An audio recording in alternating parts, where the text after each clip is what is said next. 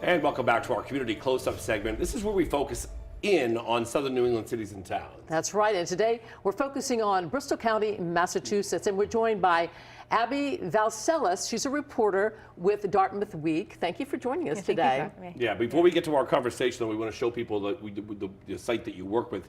This is the website. It's dartmouth.theweek.com. Looks pretty sharp, by the way. Another hyper-local publication. Everything from news to sports to community events. And there are a couple of big talkers in town. Yes, and one of them is housing. There's a new housing development proposed in Dartmouth. In fact, 3 in town right now under 40B. That's a state law that requires communities to have 10% affordable housing. The residences at Hawthorne would go up on Tucker Road, just up the road from the high school where there's always a lot of traffic. Abby, what are some of the concerns raised during the public hearings? And tell us a little bit about these projects. Yeah, sure. So the major ones definitely are traffic, and then Dartmouth also has kind of old infrastructure in terms of water and wastewater, and so those are kind of the 2 main areas specifically for this project. As you said, having like the high school there definitely will have some concerns with traffic in terms of students going in and out, and then sport practices. And then Route 6, that's also right there, also has a lot of traffic congestion. So that was one concern people had. And then in terms of the older infrastructure, that is kind of also a big factor because of needing to get water from New Bedford. Yeah, I saw somebody at one of the hearings said, we can't even support the people that we have here now. What's going to happen when we bring in all these units? Right, yeah, and they actually just recently raised water rates to 13%, so it's a lot going on. So where does this stand now with the zoning board?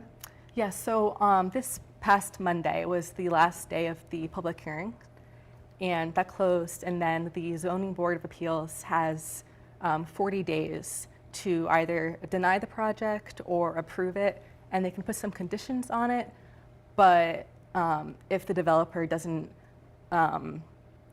like the proposals, the conditions, right, they can appeal to the housing appeals committee. Right. And how do people feel though? You've been at some of the meetings. Is there a majority of people that are for it, or are they just concerned, or a little of both?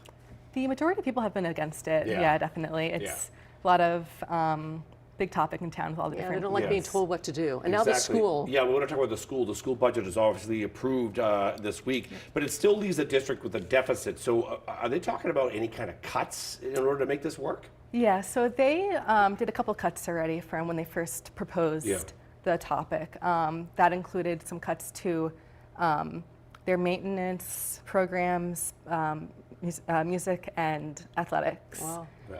Usually people get really upset when you cut anything to music and athletics. What's been like? What's the word around town? There hasn't really been much talk actually with it. It's been a lot of kind of collaboration between the school committee and the select board. Right. And a lot of kind of understanding there of, meeting what the town is able to do. And we'll see at a town meeting how things goes. Yeah. Well, if you check out your website, which is great, you can get really in depth with some of these stories because they are big talkers in your community. Yeah. So. All right. It was your first time. You have great job.